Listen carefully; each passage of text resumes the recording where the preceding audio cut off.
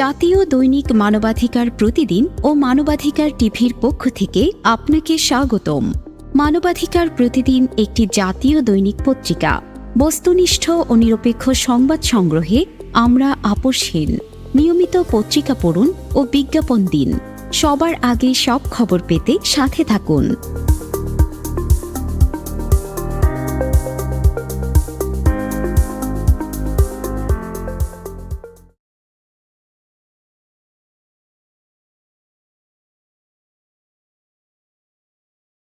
সুধী দর্শক, আমি এখন উপস্থিত আছি যশোর চৌগাছা থানা স্বাস্থ্য কমপ্লেক্স। সারা দেশে যে প্রচণ্ড তাপদাহ শুরু হয়েছে, তার মধ্যে যে জেলাগুলো সবচেয়ে বেশি গরম পড়তেছে তার মধ্যে যশোর জেলা অন্যতম।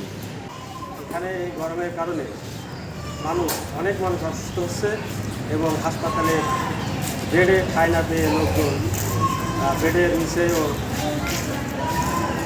ব্যবস্থা করা হচ্ছে থাকার। এই বিষয়ে আমরা কথা বলবো হাসপাতালের সংশ্লিষ্ট অনেকের সাথে।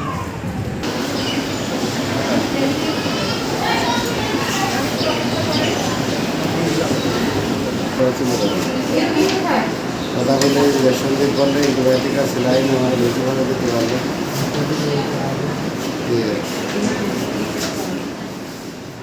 মা এবং দাদির সাথে আমরা একটু কথা বলবো।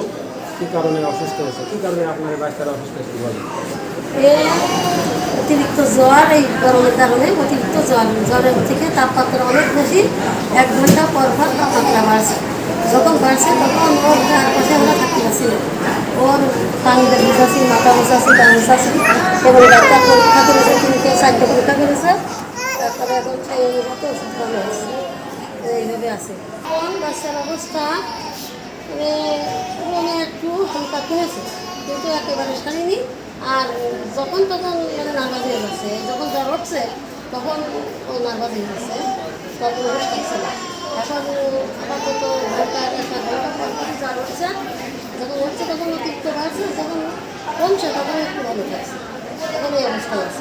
ভর্তি আছে।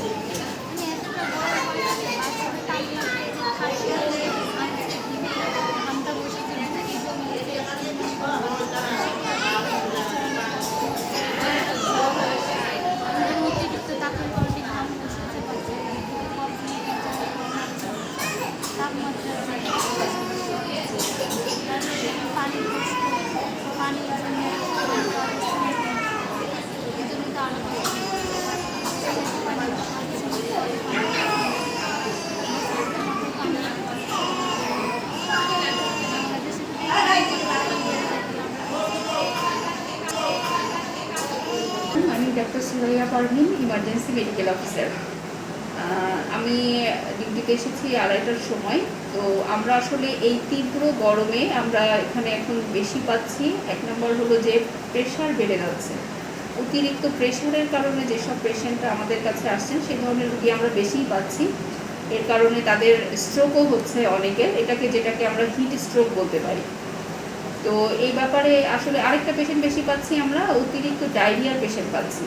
পাতলা পায়খানা, বমি হচ্ছে, পেটে ব্যথা হচ্ছে, এই ধরনের পেশেন্ট আমরা বেশি পাচ্ছি।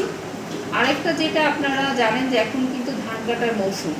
এখন এই তীব্র গরমে কৃষকরা জমিতে ধান কাটতে যেয়ে তারা হঠাৎ করে দেখা যাচ্ছে মাথা ঘুরে পড়ে যাচ্ছে, তাদের পানি শূন্যতা হচ্ছে, হঠাৎ করে অজ্ঞান হয়ে যাচ্ছে, এরকম পেশেন্টও আমরা খুব বেশি পাচ্ছি। তো এরকম পেশেন্ট আসলে তাদের একটু স্যালাইন বা প্রাইমারি কিছু ম্যানেজমেন্ট করলে আল্লাহর রহমতে আমরা সুস্থ করতে পারছি। তো যেহেতু আমরা প্রেশার জনিত কারণে আসা রোগী বেশি পাচ্ছি, তো এই ব্যাপারে পরামর্শ হলো যে যাদের আগে থেকেই প্রেশার আছে তারা এই তীব্র গরমে অতি প্রয়োজন ছাড়া বাইরে আসলে বের হওয়া যাবে না, এবং সে যেন তার প্রেশারটা একটু নিয়মিত চেক আপের ভিতরে রাখে, যে তার অল্পই যখন দেখছে যে প্রেশারটা একটু বাড়া শুরু করেছে সে যেন তার মেডিসিনটা ঠিকভাবে নিতে পারে। এটা হলো তাদের প্রতি পরামর্শ। আর 1 নম্বর যেটা সবার ক্ষেত্রে প্রযোজ্য, প্রচুর পরিমাণে পানি খেতে হবে। আমাদের দৈনিক 4 থেকে 5 লিটার করে পানি খেতে হবে। রসালো ফলমূল খেতে হবে, যেমন আমরা শসা খেতে পারি, তরমুজ খেতে পারি, ফলমূল খেতে হবে বেশি করে। আরেকটা যেটা আমাদের আসলে তেল, চর্বি, মশলা জাতীয় খাবার কম খেতে হবে, আমাদেরকে শাক সবজি বেশি খেতে হবে। এই ব্যাপারে আমার পরামর্শ এটাই। তো এটা করলে আল্লাহর রহমতে আমরা হয়তো অনেকটাই সুস্থ রোগীদেরকে রাখতে পারবো এবং আমরাও সুস্থ